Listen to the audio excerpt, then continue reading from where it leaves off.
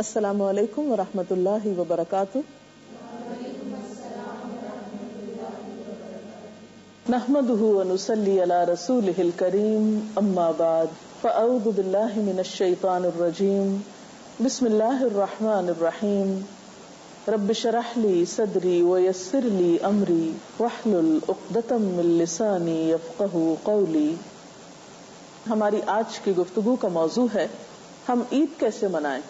الحمدللہ رمضان المبارک اپنے اختتام کو پہنچا، خوشی کا موقع آیا۔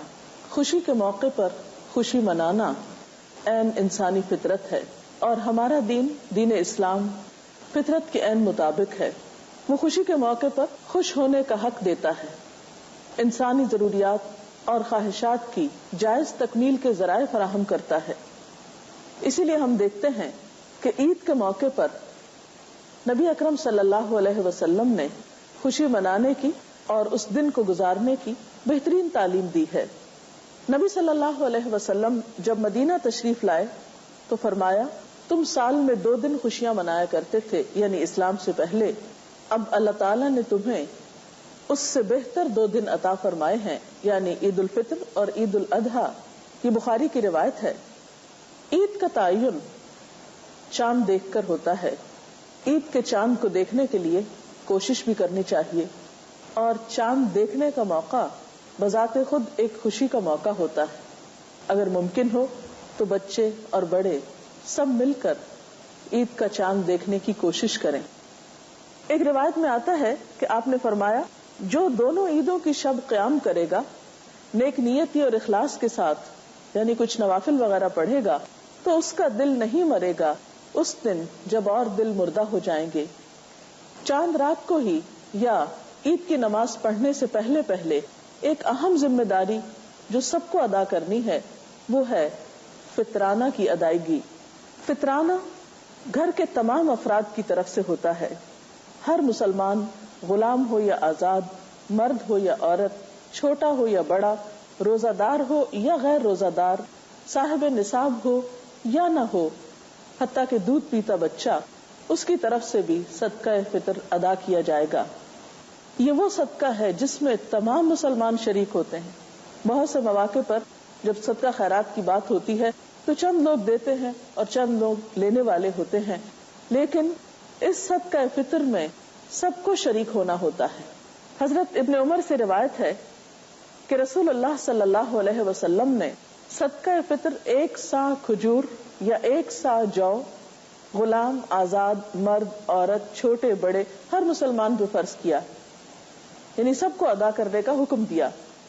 1 صاع کی مقدار تقریباً 2.5 کلو گرام کے برابر ہوتی ہے۔ یہ کھجور یا گندم یا دیگر اناج کی شکل میں بھی دیا جا سکتا ہے، اور اس کی قیمت بھی ادا کی جا سکتی ہے۔ عید کا نام سنتے ہی ذہن میں زیب و زینت کا خیال آتا ہے۔ عید کے دن غسل کرنا، صاف ستھرے کپڑے پہننا، عید کے دن کی ابتدا بھرپور تیاری کے ساتھ ہونی چاہیے۔ اس دن خوشی کا اظہار کرنا چاہیے، اور خوشی کے اظہار کے لیے گھر کی زیب و زینت اور اپنی ذات کی زیب و زینت کا اہتمام کیا جانا چاہیے۔ اس کے لیے غسل کرنا، صاف ستھرے یا نئے کپڑے پہننا اور زیب و زینت کا اہتمام کرنا پسندیدہ ہے۔ عید کے دن کرنے والے کاموں میں اہم ترین کام نماز عید کی ادائیگی ہے، لیکن اس کی ادائیگی سے پہلے کچھ میٹھا کھا لینا بھی سنت ہے۔ حضرت انس بن مالک رضی اللہ تعالیٰ عنہ کہتے ہیں کہ رسول اللہ صلی اللہ علیہ وسلم عید الفطر کے دن کھجوریں کھائے بغیر عیدگاہ کی طرف نہیں جاتے تھے، اور نبی صلی اللہ علیہ وسلم تاک کھجوریں کھاتے تھے، یعنی 1 یا 3 یا 5، لیکن ضروری نہیں کہ کھجوریں ہی کھائی جائیں۔ اگر کھجوریں میسر نہ ہو تو کوئی بھی میٹھا کھایا جا سکتا ہے۔ عیدگاہ جاتے ہوئے تکبیریں پڑھنا بھی ایک مسنون عمل ہے۔ تکبیر کا مطلب ہوتا ہے اللہ تعالیٰ کی بڑائی بیان کرنا۔ ایک روایت میں آتا ہے کہ نبی صلی اللہ علیہ وسلم عید کے دن صبح سویرے نکلتے، عیدگاہ تشریف لے جاتے، اور عیدگاہ جانے تک تکبیریں پڑھتے، پھر عیدگاہ میں بھی تکبیریں پڑھتے، یہاں تک کہ امام خطبے کے لیے بیٹھ جاتا، پھر تکبیریں پڑھنا چھوڑ دی جاتی۔ نماز عید کے لیے حضور صلی اللہ علیہ وسلم جو تکبیریں پڑھتے تھے وہ کچھ یوں ہیں: اللہ اکبر کبیرا والحمد للہ کثیرا وسبحان اللہ بکرۃ واصیلا، یا پھر اللہ اکبر لا الہ الا اللہ واللہ اکبر وللہ الحمد۔ نماز کے لیے مسنون طریقہ یہ ہے کہ انسان جاتے ہوئے ایک راستہ اختیار کرے اور واپسی پر دوسرا راستہ۔ نماز کے لیے جاتے ہوئے سواری بھی استعمال کی جا سکتی ہے۔ اس کے علاوہ نماز کے لیے خواتین اور بچوں کو بھی حاضر ہونا چاہیے۔ اس دن صبح کے وقت سوتے رہنا اور بیزاری کا اظہار کرنا یا بار بار یہ کہنا کہ عید کے دن بہت بوریت ہوتی ہے، کوئی مزہ نہیں آتا، یہ ناپسندیدہ چیز ہے۔ اس نعمت پر، خوشی کے ملنے پر اللہ تعالیٰ کا شکر ادا کرنا چاہیے، اور شکر کی ادائیگی کا طریقہ کیا ہے کہ انسان صبح سویرے زیب و زینت اختیار کرے اور عیدگاہ کی طرف چلا جائے۔ پھر اس میں ہم دیکھتے ہیں کہ بچوں اور خواتین کے لیے بھی عیدگاہ جانا پسندیدہ ہے۔ ظاہر خواتین اپنی حدود اور شرائط کے ساتھ ہی جائیں گی۔ صحیح بخاری اور مسلم کی ایک حدیث ہے، حضرت ام عطیہ سے روایت ہے کہ رسول اللہ صلی اللہ علیہ وسلم نے حکم دیا کہ دونوں عیدوں کے دن ہم حیض والی اور پردہ نشین تمام عورتوں کو عیدگاہ میں لائیں تاکہ وہ مسلمانوں کے ساتھ نماز اور دعا میں شرکت کریں، البتہ حیض والی عورتیں نماز نہ پڑھیں۔ تو اس سے پتہ چلتا ہے کہ جن عورتوں کو نماز نہیں پڑھنا وہ بھی وہاں جا کر دعا میں شریک ہو سکتی ہیں۔ عید کا دن باہم ملاقات کا دن بھی ہے۔ باہم ملاقات کرنے سے مسلمانوں میں آپس میں ہمدردی اور محبت کے جذبات پیدا ہوتے ہیں۔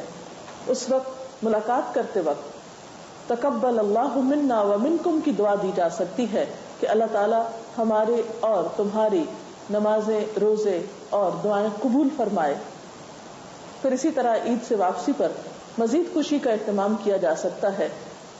مثلا ہم صحیح بخاری میں دیکھتے ہیں، حضرت عائشہ رضی اللہ تعالی عنہا سے روایت ہے کہ کچھ حبشی نیزوں سے عید کے دن مسجد میں کرتب دکھا رہے تھے۔ حضور صلی اللہ علیہ وسلم کے پیچھے میں انہیں دیکھ رہی تھی۔ حضرت عمر نے ان کو ڈانٹا، لیکن حضور صلی اللہ علیہ وسلم نے فرمایا عمر جانے دو، اور ان سے کہا اے بنی ارفدہ تم بے فکر کھیلو۔ اسی طرح حضرت عائشہ کا بیان ہے کہ عید کا دن تھا، کچھ لونڈیاں بیٹھی دف بجا رہی تھی اور جنگ بعاث کے متعلق اشعار گا رہی تھی۔ اتنے میں حضرت ابوبکر تشریف لائے اور فرمایا نبی صلی اللہ علیہ وسلم کے گھر میں گانا بجانا؟ نبی صلی اللہ علیہ وسلم نے فرمایا ابوبکر رہنے دو، ہر قوم کے لیے عید کا ایک دن ہوتا ہے اور آج ہماری عید کا دن ہے۔ تو اس سے پتہ چلتا ہے کہ خوشی کے موقع پر خوشی منانا یہ بھی اسلامی طریقہ ہے، لیکن عموماً ہمارے ہاں عید کے موقع پر خوشی منانے کا تصور ختم ہوتا چلا جا رہا ہے۔ خواتین زیادہ تر کھانا پکانے میں مصروف رہتی ہیں، صبح کے وقت عام طور پر بچے سوئے رہتے ہیں یا پھر رات کو بہت دیر تک جاگتے رہتے ہیں، بازاروں میں گھومتے پھرتے رہتے ہیں، اور اس میں بھی بسا اوقات ایسی حرکات دیکھنے میں آتی ہیں کہ جو پسندیدہ نہیں۔ رمضان بھر روزے رکھ کر عید کی رات کو تقوی کے خلاف کام کرنا اسلامی اخلاق کا حصہ نہیں ہو سکتا۔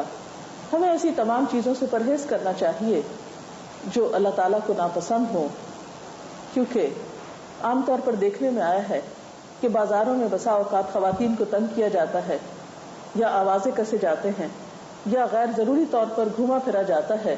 ان چیزوں کا خوشی منانے سے کوئی تعلق نہیں۔ اسلام میں خوشی منانا بھی باوقار طریقے سے ہے۔